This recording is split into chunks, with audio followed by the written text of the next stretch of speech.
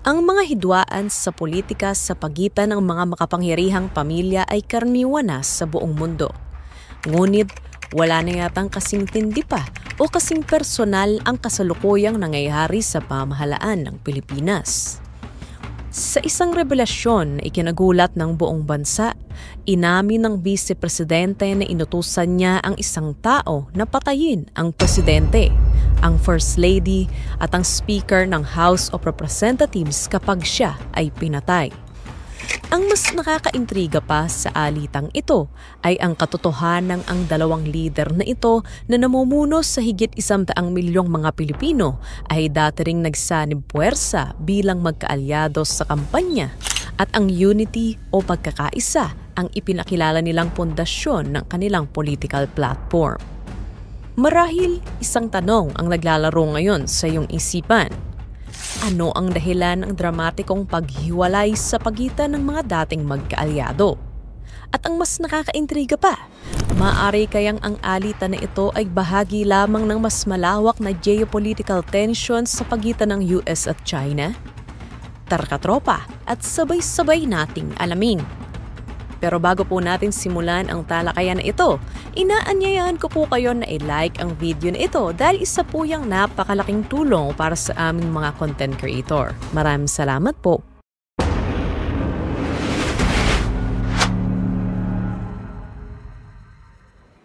Ang dating Pangulong Rodrigo Duterte ay kilala sa pagbibigay nito ng higit na pabor sa China na naging dahilan ng paglayo ng Pilipinas mula sa long-time treaty ally nito, ang United States. Samantala, inilipat naman ng kasalukuyang administrasyon ang foreign policy ng bansa pabalik sa Washington at pinayagan pa ang pagtatayo ng mga karagdagang US military bases sa Pilipinas. Hindi tuloy natin maiwasang isipin na ang magkasulungat na pananaw na ito sa politika ang maaaring nagpasiklab ng hidwaan sa pagitan ng dalawang kampo. Upang lubos na maunawaan ang nagaganap na political drama na humuhubog ngayon sa Pilipinas, mahalagang kilalanin muna natin ang mga pangunahing aktor, ang dalawa sa pinakamakapangyarihang pamilya sa bansa, ang mga Marcos at mga Duterte. Una nating pag-usapan ay ang mga Marcos. Kapag naririnig natin ang kanilang pangalan, madalas naiisip natin kaagad ay ang infamous na koleksyon ng libo-libong sapatos ni Imelda Marcos. Isang simbolo ng kalabisan na naging laman ng mga balita sa buong mundo. At syempre, nandyan si Ferdinand Marcos Sr., ang diktador na nagukas ang rehimen noong 1986 sa pamamagitan ng mapayapang People Power Revolution. Fast forward sa kasalukuyan, ang pamilya Marcos ay muling nagbalik sa kapangyarihan. Nakamit ni Ferdinand Bongbong Marcos Jr. ang isang kamangha-manghang political comeback noong 2022 nang magwagi ito bilang Pangulo ng Pilipinas. Isang hindi malilimutang pagbabalik para sa isang pamilya na dati ay tila hindi na matutubos ang dangal. Ang kanyang pagkahalal ay sa maraming paraan isang anyo ng pagpapatunay ng legasiya ng mga Marcos, kung saan iginiit ng pamilya na ang panahon ni Marcos Sr. ay sa katunayan ay ang golden years ng Pilipinas. Sa kabilang panig naman, nariyan ang mga Duterte. Ang dating Pangulong Rodrigo Duterte ay isang figura na minamahal ng maraming Pilipino, lalo na dahil sa kanyang kontrobersyal ngunit popular na war on drugs at sa kanyang matatag na kampanya laban sa korupsyon sa gobyerno. Kilala sa kanyang katapangan at populist style na madalas ikumpara kay Donald Trump, si Duterte ay nagsilbi ng ilang dekada bilang alkalde ng Davao City bago nagsilbi ng isang termino bilang Pangulo mula 2016 hanggang 2022 ayon sa ipinag-uutos ng konstitusyon. Ang kanyang anak na si Sara Duterte, na ngayon ay nagsisilbi bilang Vice Presidente, ay nakakuha ng higit sa 32 milyong boto, ang pinakamataas sa kasaysayan ng Pilipinas. Kilala sa kanyang matapang na karakter katulad ng kanyang ama, nakuha ni Sara ang atensyon ng buong bansa noong 2011 nang maging headline siya dahil sa panununtok sa isang court sheriff. Ngunit ang katapangan ding ito ang naging dahilan para lalo siyang mahalin ng mga kapwa niya Pilipino. Bago ang eleksyon 2022, si Sara Duterte ay malawakang itinuturing bilang tagapagmana ng kanyang napakapopular na ama, kung saan marami ang umaasa na tatakbo siya bilang Pangulo. Gayunpaman, ayon sa mga ulat, ang kampo ng mga Marcos ay lumapit sa mga Duterte at hinikayat si Sara na tumakbo bilang vice-presidente ni Bongbong Marcos upang palakasin ang tsansa nitong manalo.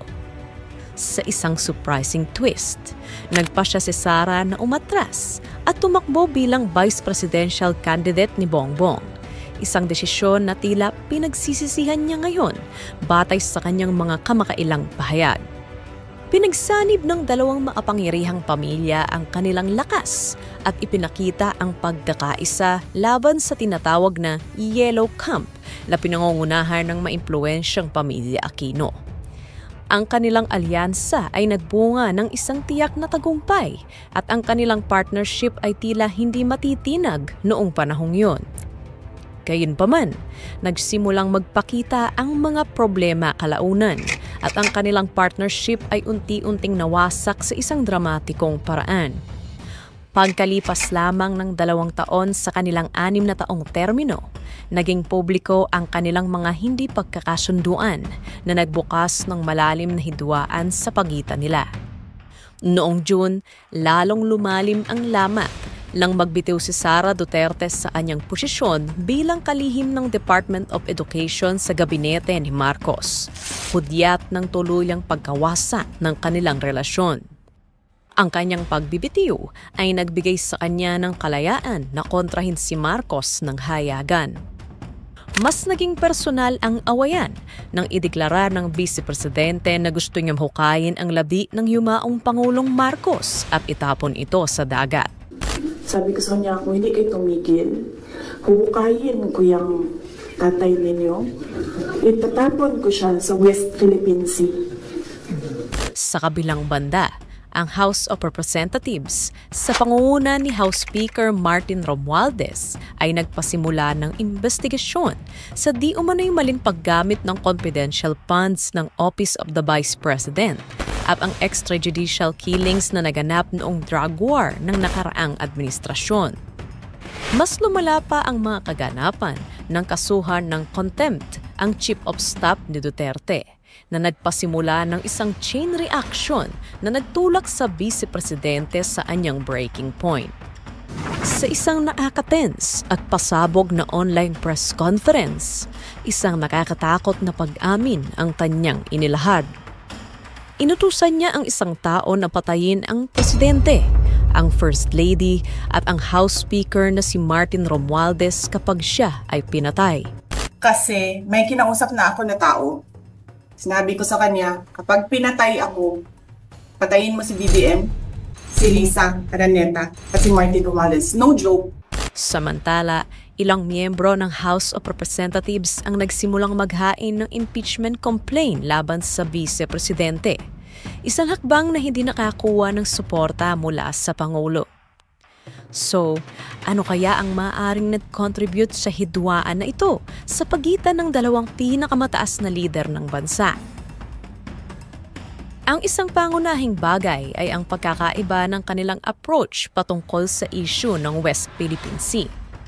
Ang dating Pangulong Rodrigo Duterte ay nagpatupad ng mas pragmatikong posisyon sa pamahala ng mga territorial dispute ng Pilipinas sa China. Nakita niya na walang kapararakan ang makipaglaban sa isang global superpower, kaya pinili ni Duterte ang mas mahinahong approach na nagpalakas sa ugnayan ang Pilipinas sa China. Ngunit naging dahilan ng paglayo ng bansa mula sa matagal ng kaalyado nito, ang United States. Bukod pa rito, iginiit ng China ang pagkakaroon ng isang gentleman's agreement sa Pilipinas hinggil sa pinag-aagawang teritoryo sa South China Sea. Gayunpaman, ibinalik ni Pangulong Ferdinand Marcos Jr. ang posisyon ng Pilipinas tungo sa mas maka-US na pananaw na nagpapalawak sa akses ng mga Amerikano sa mga base militar at iginiit ang matatag na paninindigan ng bansa hinggil sa pinagtatalunang teritoryo sa South China Sea. Iminumukahi ng ilang eksperto na ang kasalukuyang kaguluhan sa politika sa Pilipinas ay maaaring isang proxy battle sa pagitan ng mga global superpower. Hindi kaya tahimik na pinopondohan ng Washington ang mga pag-atake laban sa Vice Presidente bilang paghihiganti laban sa pro-China na pananaw ng kanyang ama? Marahil, bahagi ito ng isang mas malawak na estratehiya upang pahinain ang impluwensya ng mga Duterte sa mga Pilipino at muling iayon ang bansa ng mas matatag sa mga interes ng United States. Ang isa pang pangunahing kadahilanan ay ang paparating na 2025 midterm at 2028 presidential elections. Marami ang sumasang-ayon na si Sara Duterte ay tiyak na magiging susunod na pangulo ng bansa dahil wala namang nakikitang malakas na kalaban. Ayon sa mga sabi-sabi, ang lahat ng pag-atake ay minamaniobra ng House Speaker dahil siya ang posibleng tumakbo upang humalili sa kanyang pinsan. Ngunit ang problema ay ang tsansa niyang manalo ay napakababa kung ibabatay natin ito sa kanyang ratings sa makailang mga survey. Hindi biro ang pagpapahina sa impluwensya ni Sara Duterte. Sa likod niya ay ang matatag na legasiya ng kanyang ama, si dating Pangulong Rodrigo Duterte, at ang hindi matitinag na katapatan ng mga tinatawag na DDS o Die-Hard Duterte supporters. Kaya't ang baguhin ang katapatan ng kanyang mga taga-suporta ay magiging isang mahirap na hamon para sa kanyang mga kalaban. Dahil hindi na maaaring tumakbong muli si Pangulong Marcos Jr. para sa ikalawang termino ayon sa konstitusyon, kapwa ipinoposisyon ng mga Marcos at Duterte ang kanilang mga sarili upang pagtibayin ang kapangyarihan at ihanda ang entablado para sa mga darating na labanang politika. Ang isa pang mahaladang punto ng pantatalo ay ang panukala ng Pangulo na amyendahan ang konstitusyon ng Pilipinas. Isang hakbang na iminungkahi niya na maaaring maganap kasabay ng midterm elections ng 2025.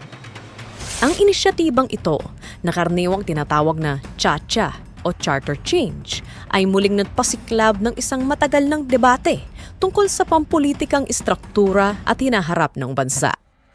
Ang constitutional reform ay isang napakasensitibong paksa sa Pilipinas at madalas iniuugnay sa legasiya ng dating Pangulong Ferdinand Marcos Sr.